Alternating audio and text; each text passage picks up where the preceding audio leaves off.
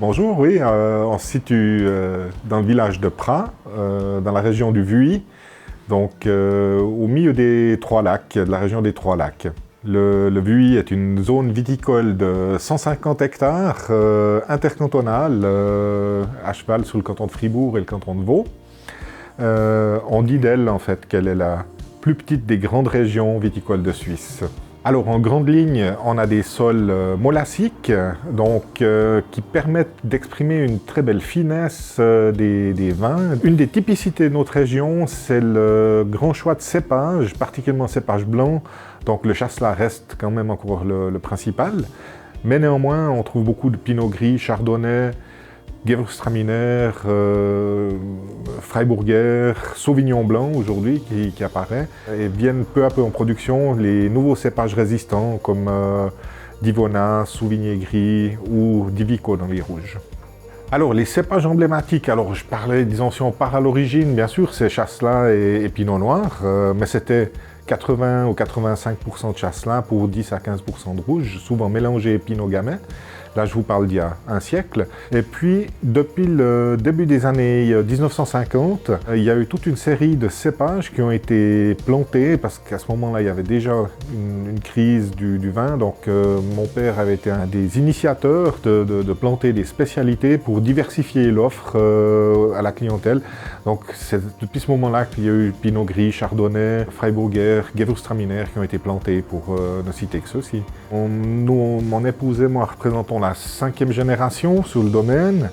L'évolution, mes aïeux étaient plus en fait viticulteurs, mais avant peut-être même tonneliers, distillateurs. Et peu à peu, la viticulture a pris de la place, est devenue plus importante. Il faut se rappeler qu'en 1900, il y a eu l'arrivée du mildiou, il y a eu le phylloxéra, et que de très nombreuses vignes appartenaient à des familles patriciennes de Berne et de Fribourg, voire à des entités étatiques, comme l'État a des vignes ou avait encore plus de vignes. Et souvent, ces familles, vu que les vignes ne fonctionnaient plus, qu'il y a eu des années vraiment misérables, souvent elles ont vendu les vignes à ce moment-là, dans les années 1900-1910. Et je pense que là, mon arrière-grand-père a pu en racheter une certaine surface. Puis dans les années 1950, après la Deuxième Guerre, il y a eu pas mal d'émigration dans notre région. Beaucoup de gens sont partis travailler à Berne, à La Chaux-de-Fonds, à Lausanne, Genève. Et puis après, quand les parents décédaient, souvent il y avait un bout de vigne qui était dans la famille. Mais vu que les enfants étaient plus dans la région, là aussi, mon grand-père, plutôt, là, dans les années 50, a pu racheter quelques parchets de vigne à gauche, à droite, et former le domaine comme on le trouve aujourd'hui. On produit encore 70% de cépages blancs, 30% de cépages rouges. Donc les cépages blancs, pour la majorité, sont vinifiés d'une manière tout à fait classique, en cuve métallique.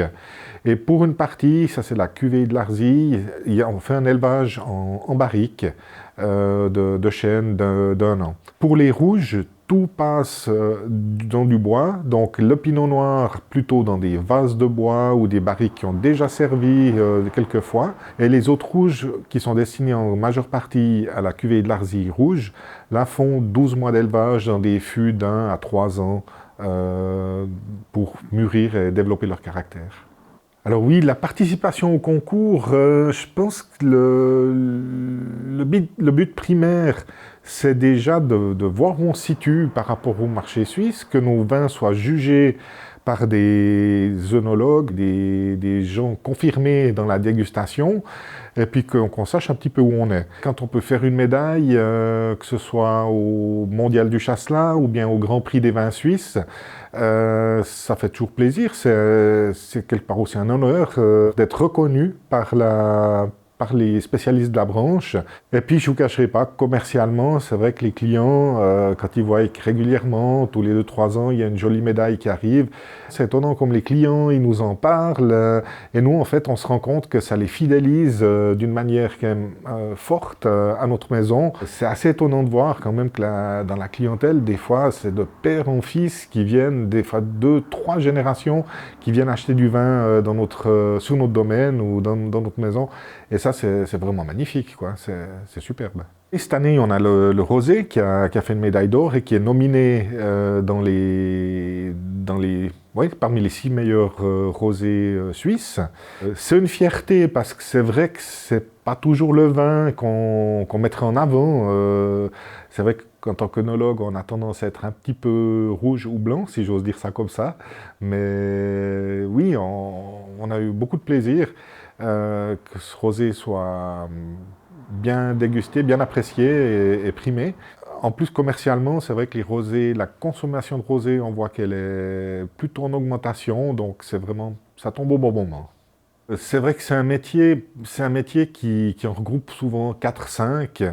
Alors d'abord viticulteur, je pense que ça c'est vraiment la base parce que c'est la qualité du raisin qu'on va amener à la cave. Après, on peut développer ou disons accompagner le vin et puis mettre en valeur l'aromatique qui a été développé à la vigne. Mais si c'est mal fait à la vigne, ce sera jamais bon à la cave. Ensuite, le côté cave, bien sûr qu'il faut suivre, où il faut essayer d'être innovatif. Je pense à ces dernières années, avec le changement climatique, ça n'a plus rien à voir avec ce qu'on faisait il y a 25 ans. Je pense par rapport aux deuxièmes fermentations, par rapport aux acidités qu'on va rechercher, alors qu'on en avait des fois trop il y a 25 ans, aujourd'hui des fois on en manque. Et puis après, il y a toute la partie dans le domaine administratif. Ça, c'est le moins bon côté du métier, mais bon, ça, on y passe tous par là.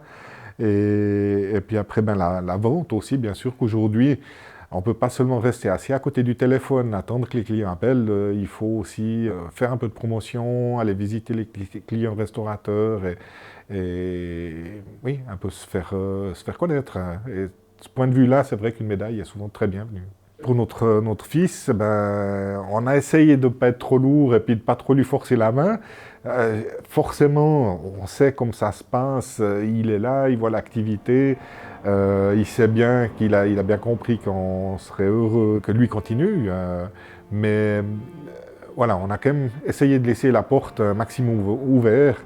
Puis, oui, après, vers 16 ans ou 17 ans, quand il nous a dit, bon, oui, cette fois, ok, je pars là-dedans, on a été vraiment très, très heureux.